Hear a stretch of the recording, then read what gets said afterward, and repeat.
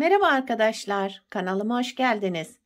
Bugünkü modelimizi şöyle güzel pudra rengi bir ipim var. Ören Bayan'ın bebe yünü. Bununla harika bir model başlayacağız. Kullanacağım şiş 3,5 numara. Modelimiz oldukça güzel ve kolay bir model. Gösterişli. İstediğiniz örgüde uygulayabileceğiniz harika bir model. İnşallah siz de beğenir, benimle yaparsınız. Yapım aşamalarına geçmeden önce kanalıma abone değilseniz ücretsiz bir şekilde abone olup videolarımı da beğeniyorsanız beğeni yapmayı, yorum yapmayı, beni desteklemeyi unutmayın arkadaşlar. Şimdiden hepinize teşekkürler. Dilerseniz yapım aşamalarına geçelim.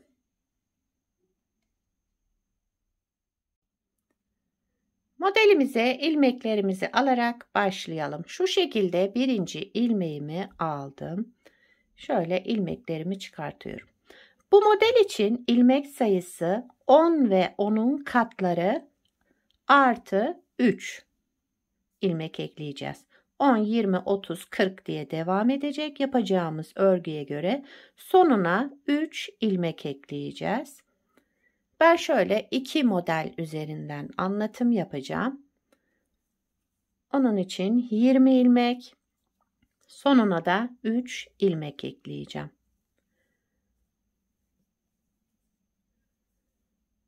Şöyle hemen sayalım. 2, 4, 6, 8, 10, 12, 14, 16, 18, 19, 20. 20 2 model için yeterli. Artı 3 ilmek ekliyorum.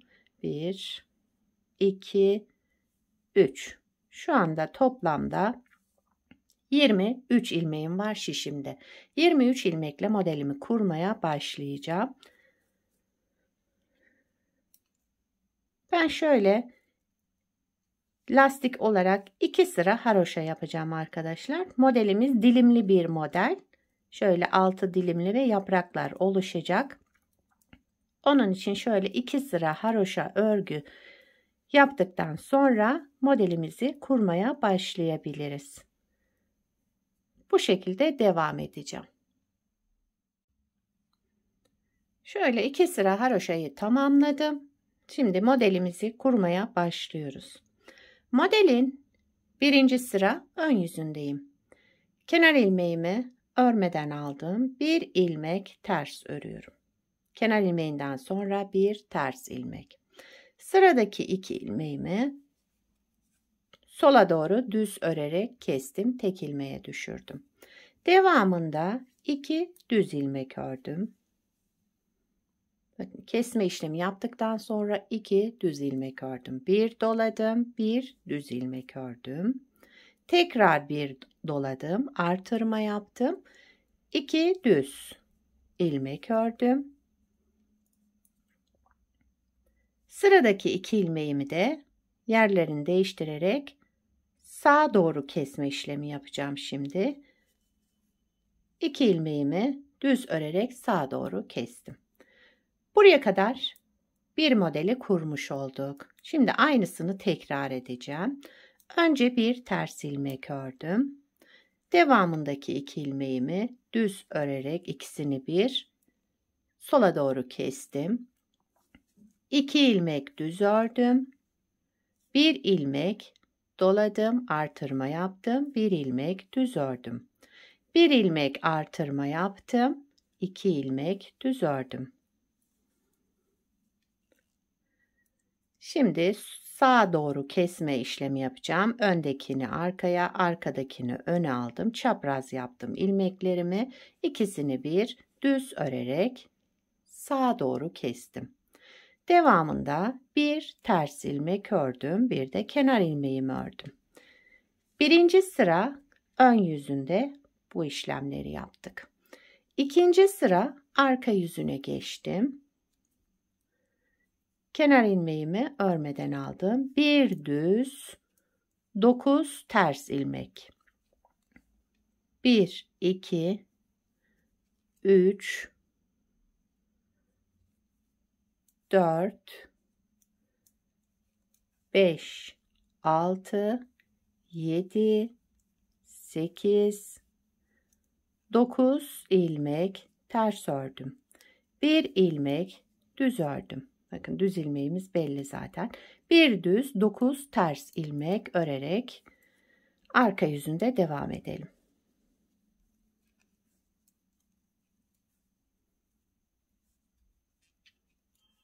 İlmeklerimiz belli zaten. 9 ilmeğimiz ters. Bir tane düz ilmeğimiz.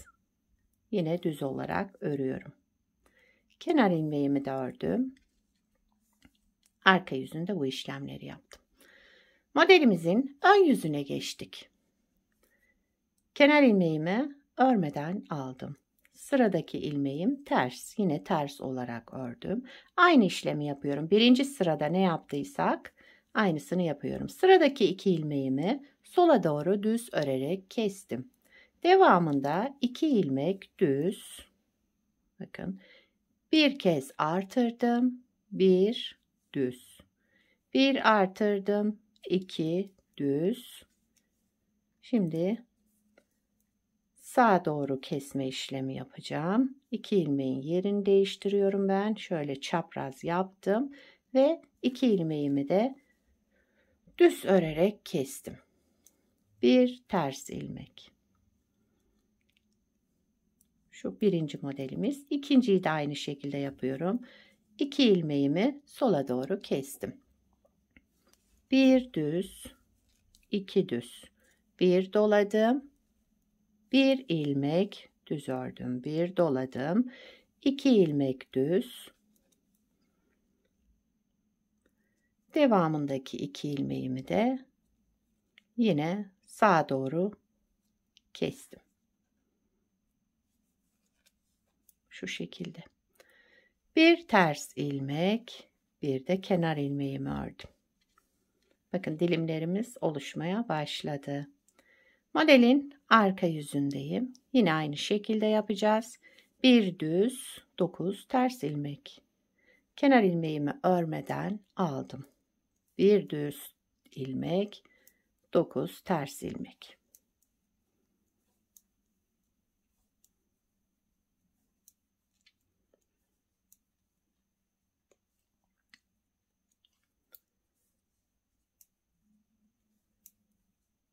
Evet. Bir düz, 9 ters ilmek olarak örelim.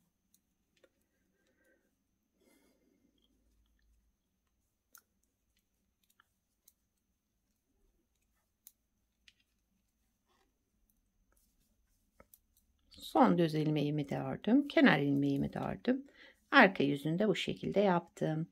Modelimizin ön yüzüne geçtik. Bakın arkadaşlar şöyle devam edecek. Şu anda şurada 2 tane ajurumuz oluştu. Bunu 4 ajur olana kadar aynı şekilde yapıyoruz. Yani aynı işlemle devam edelim. 4 ajuru tamamlayacağız. Ön yüzüne geçmiştik modelimizin. Kenar ilmeğimi örmeden aldım. Bir ters ilmek ördüm. Devamındaki 2 ilmeğimi sola doğru kestim. 2 düz ilmek, bir doladım, ortada bir düz, bir doladım, 2 ilmek düz. Şöyle bakın yaprağımız oluşmaya başladı. Sağa doğru keselim. 2 ilmeğimi düz örerek kestim. Ortada bir ters ilmek. Sola doğru 2 ilmeğimi kestim. Tek ilmeğe düşürdüm. 2 düz ilmek ördüm. Bir doladım. Bir düz, bir doladım. 2 düz. Devamında yine sağa doğru ilmeklerimin yönünü değiştirdim ve düz örerek kestim. Bir ters ilmek ördüm. Bir de kenar ilmeğimi ördüm. Ön yüzünde bu işlemleri yaptım. Şöyle 3 ajurumuz oluştu. Bunu 4 ajura tamamlayacağız arkadaşlar. Ondan sonra yaprağımızı kapatmaya başlayacağız. Evet, 4 ajurumuz oluşana kadar aynı işlemleri yaptım. Şöyle göstereyim. 1, 2, 3, 4. 4 ajurumuz oluştu. Ön yüzünde aynı işlem, arka yüzünde de gösterdiğim sıraların tekrarını yapmış oldum. Şimdi tekrar modelimizin ön yüzündeyiz. Yaprağımızı kapatmaya başlıyoruz. Kenar ilmeğimi örmeden aldım. Sıradaki ilmeğimi düz örüyorum. Bir düz ilmek ördüm. Kenar ilmeğinden sonra bir kez artırma yaptım ve sıradaki 2 ilmeğimi düz örerek kestim. Sola doğru kesme işlemi yaptım. Devamında 1, 2, 3, 4, 5 ilmek düz ördüm. Şimdi sağa doğru keseceğim. 2 ilmeğin yerini değiştirdim. Şöyle çapraz yaptım. Düz örerek kestim. Yaprağımızı kapatmaya başladık. Bakın şöyle. Bir ilmek doladım. Bir ilmek düz ördüm. Bir ilmek doladım. Sıradaki 2 ilmeğimi düz örerek kestim yine. 5 ilmek düz. 3, 4, 5 ilmek düz ördüm. Sıradaki 2 ilmeğimi yerlerini değiştirdim. Sağa doğru 2 ilmeğimi düz örerek kestim. Bir ilmek doladım. Bir ilmek düz ördüm kenarda. Bir de kenar ilmeğimi ördüm. Yaprağımızı kapatmaya başladık. Modelin arka yüzündeyiz. Yaprağı kapatırken arka yüzünde bütün ilmeklerimiz ters oldu arkadaşlar. Ters olarak örelim. Kenar ilmeğimi örmeden aldım. Bütün ilmeklerimi ters örüyorum. Birer tane düzümüz vardı. Onları da yine ters oldu. Şimdi yaprak kapatmaya başlayınca.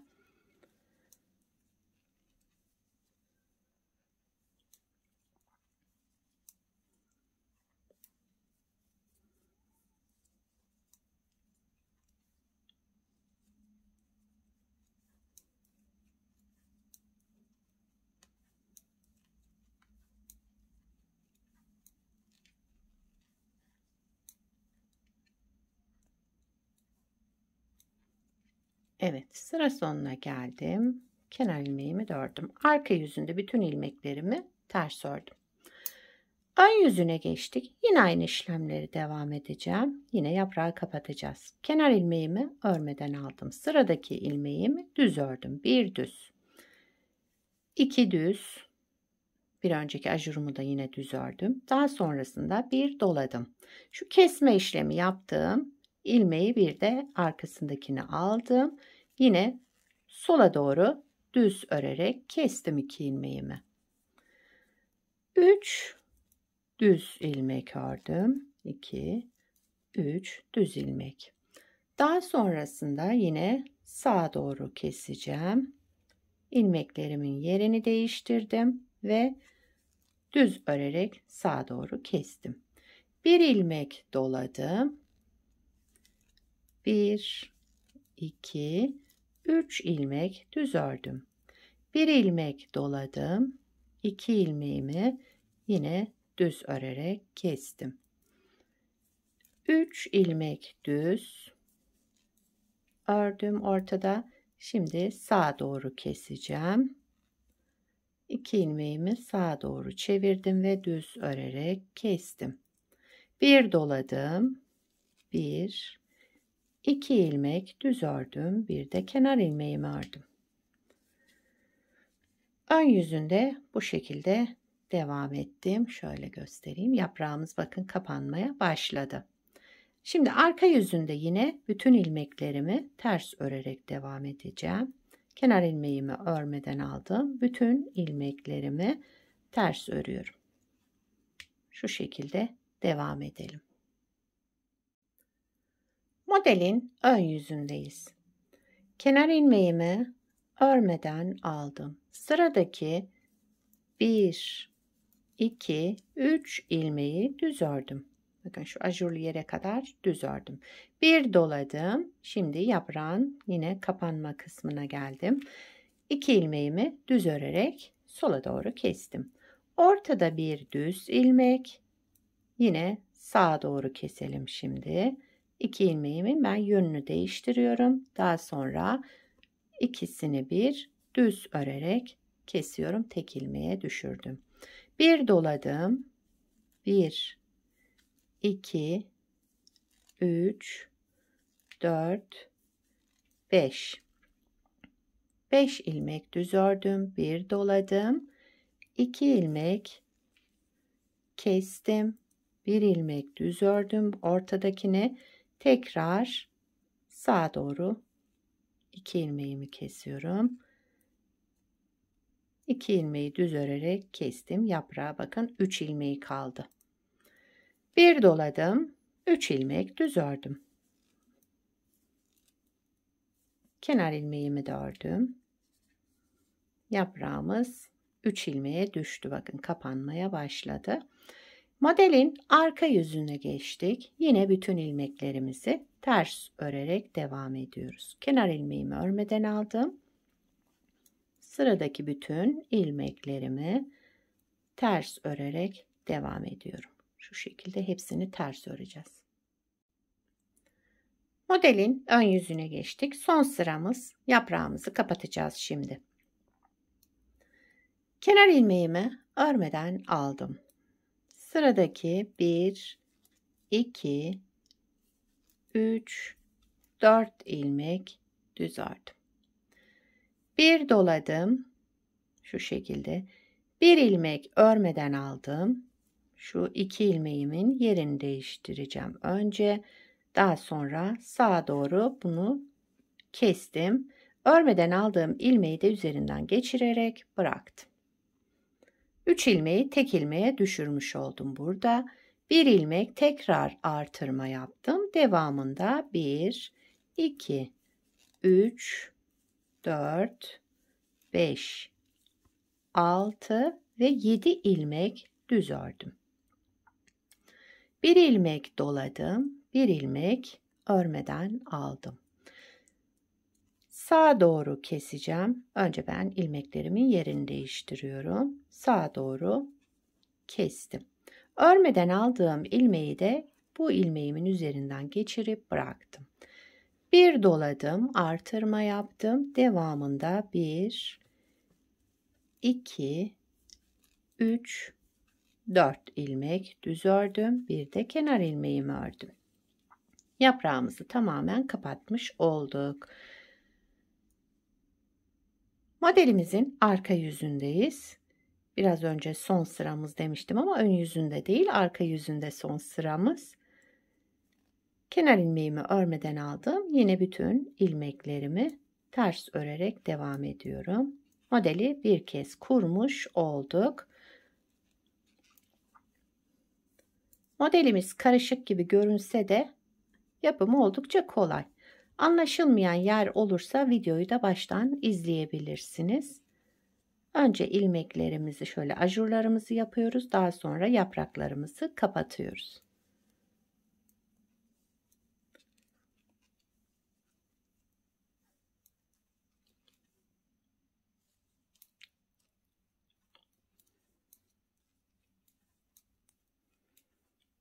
Kenar ilmeğimi de ördüm. Evet, modeli bir kez kurmuş olduk arkadaşlar. Bakın modelimizin ilerlemiş hali bu şekilde yani. Üst üste yapraklar gelecek. Şimdi modelin birinci sırasını tekrar başlayalım. Orada kafalar karışmasın. Birinci sırasını sadece gösteriyorum. İkinci kez model kuracağımız zaman birinci sırayı gösteriyorum. Kenar ilmeğimi örmeden aldım. Bir ilmek ters ördüm. Bakın birinci sıra. Bir ilmek ters ördüm. Devamında 2 ilmek, pardon bunu şuradan, evet, bir ilmek ters ördükten sonra 2 ilmeği alıyorum. Sola doğru kestim. Bir ters ilmek, 2 ilmeği ikisini bir örerek sola doğru kestim. Devamında 2 düz ilmek ördüm. Daha sonra bir doladım. Bakın ortadaki ilmeğimi yine düz örüyorum. Şu şekilde bir düz ördüm. Tekrar bir doladım. 2 ilmek düz ördüm. Şöyle. Şimdi sağa doğru keseceğim. Bu 2 ilmeğimi aldım. Yönlerini değiştirdim ve sağa doğru kesme işlemi yaptım. Devamında bir ters ilmek ördüm. Bakın şu ters ilmek yine aynı hizaya gelecek. Sola doğru 2 ilmeğimi kestim. Ters ilmekten sonra 2 ilmek düz ördüm. 2 ilmek düz ördüm. Bir doladım, 1 ilmek düz ördüm bu tek olan düzümü. Bir doladım. 2 ilmek düz. Sağa doğru keseceğim 2 ilmeğimi, yerlerini değiştirdim. Sağa doğru kesme işlemi yaptım. Şu şekilde devamındaki tek kalan ilmeğimi de ters ördüm. Kenar ilmeğimi de ördüm. Birinci sırayı bu şekilde ayarlıyoruz. Bakın ilk model kurulumunda da aynı işlemleri yapmıştık. İkinci model kurulumunda da birinci sırayı göstermiş oldum. Model bunun devamından oluşacak güzel bir model. Bir de modelin ilerlemiş halini göstereyim. Bunu da daha önce yaptım. Şöyle size göstermek için. Bakın. Bunu da beraber yaptık.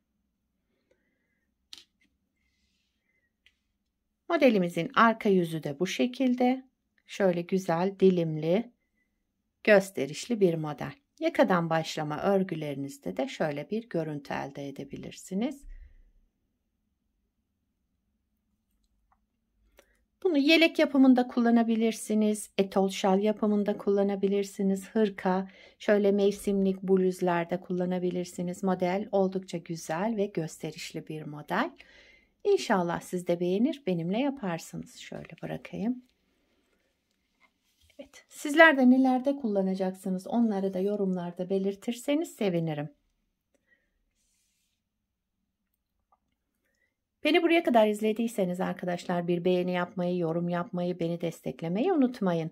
Şimdiden hepinize teşekkürler. Yapacak olanlara kolay gelsin. Bir sonraki videoda görüşmek üzere. Hoşça kalın.